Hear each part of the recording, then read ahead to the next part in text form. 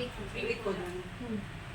तो उस टाइम पे हमको क्या करना है, वो अब जो उसका नीडल प्रिक इंजरी का जो प्रोटोकॉल है उसके टॉपिक को हम लोग देखेंगे, ठीक है।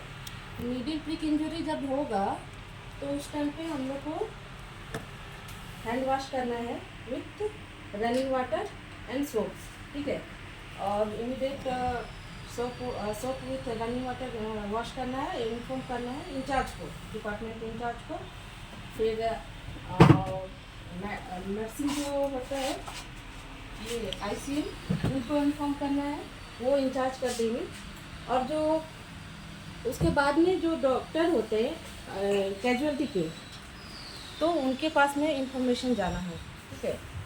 और असेसमेंट करना पड़ेगा ये इंचार्ज को कि कितना, उसमें भी 2 कैटेगरी होता है कि पेशेंट का डिटेल एक तो लेना है कि जो पेशेंट के मतलब सपोज अगर हम लोग नीडल कैनुला डाल रहे हैं, तो कैनुला डाल रहे हैं तो उस पेशेंट का कैनुला किए हैं और वो चीज़ को हमको क्लिक हो गया वो नीडल, तो उस टाइम पे पेशेंट का जो डिटेल लेना है, पेशेंट का डिटेल लेना है कि पेशेंट का HIV पहले हो चुका है, मतलब HIV टेस्ट हो चुका है, सेरोलॉजी जो होता है वो हो चुका है कि नहीं है, अब नेगेटिव है कि क्या है, मतलब पेशेंट का केस हिस्ट्री देखना है।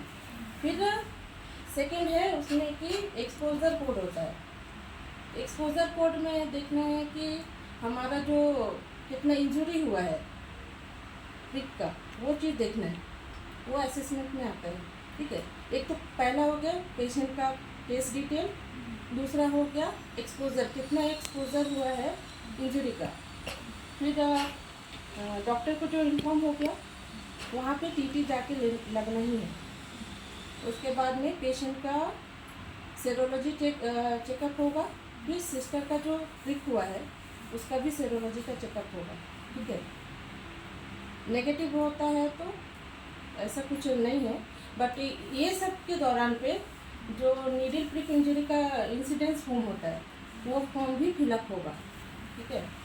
वो ICM और इंचार्ज जो होते हैं मिलकर फिलअप कराते हैं। अगर नेगेटिव हुआ रिपोर्ट, सेरोलॉजी का टेस्ट जो हुआ नेगेटिव आने से, तो आगे फर्दर कुछ वैसा इन्वेस्टिगेशन कुछ नहीं करना है ट्रीटमेंट। अगर पॉजिटिव आ जाने के बाद में तो उस टाइम पे एक क्या बोलते हैं एंटी रेट्रोवायरल ड्रग होता है, वो 4 वीक्स में लगता है, मतलब 4 वीक्स में एक बार लगता है, ठीक है। उसके बाद में नेक्स्ट प्रोसेस होता रहता है कि एवरी 6 मंथ में उसको स्टाफ को सेरोलॉजी का टेस्ट करना है, ठीक है। हाँ, जब तक नेगेटिव नहीं होगा, ठीक है। ये सारा स्टेप होता है। तो कुछ भी कभी भी अगर इंजरी ऐसा होता है, और एक चीज़ है जब हम शुगर चेकिंग करते हैं या इंजेक्शन देते हैं या इंसुलिन देते हैं तो उसको रिकैप नहीं करना है।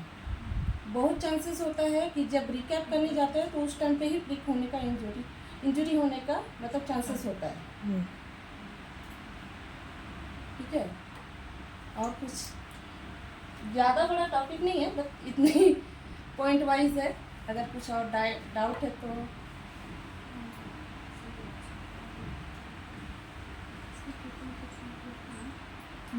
हाँ, TT तो लेना ही है। हाँ, इमरजेंसी में कैजुअलिटी का जो MOD जो डॉक्टर होते हैं इंचार्ज, उनको इन्फॉर्म करना है, और वहाँ पे जो मिलेगा ही।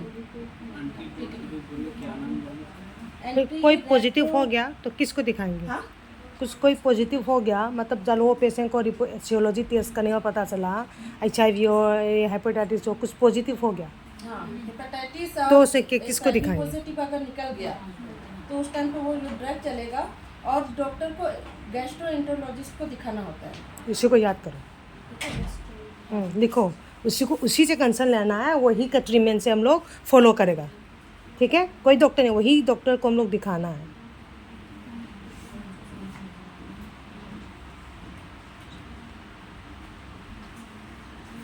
लिखो, भूलना नहीं चाहिए।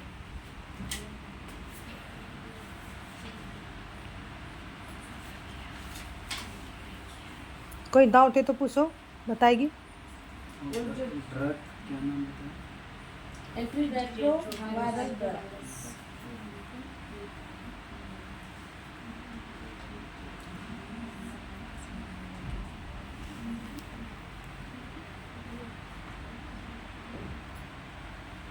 इसलिए ध्यान देना है, इंसुलिन सिरिंज को कभी भी रिकैप नहीं करना है, ठीक है।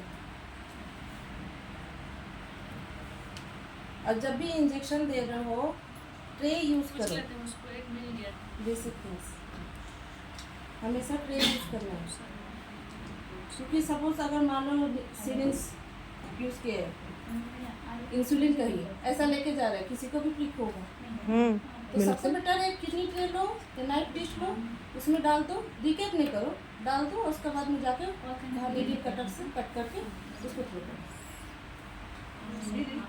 अगर नीडल से इंजरी होता है तो तुरंत सीरोलॉजी तो हम लोग करवाते हैं, तो तुरंत तो पॉजिटिव तो दिखाते नहीं होगा, तो उसके लिए 6 महीने तक टेस्ट करना पड़ता है। टेस्ट कब तक करना पड़ेगा? क्योंकि तुरंत नीडल प्रिक हुआ, हम लोग आप पेशेंट का भी दिए, हम लोग का भी दिए, हम लोग का तो पॉजिटिव तो नहीं आएगा। नहीं तो पेशेंट का सेरोलॉजी का तो टेस्ट किया हुआ है ना। हाँ, तो उसका पॉजिटिव आया, तो हम लोग को कब तक टेस्ट कराना होगा सीरोलॉजी? पेशेंट का अगर सेरोलॉजी पॉजिटिव है तभी तुमको भी कराना पड़ेगा। अब अगर तुम्हारा पॉजिटिव आ गया, ठीक है, नहीं पॉजिटिव तुरंत तो नहीं आता।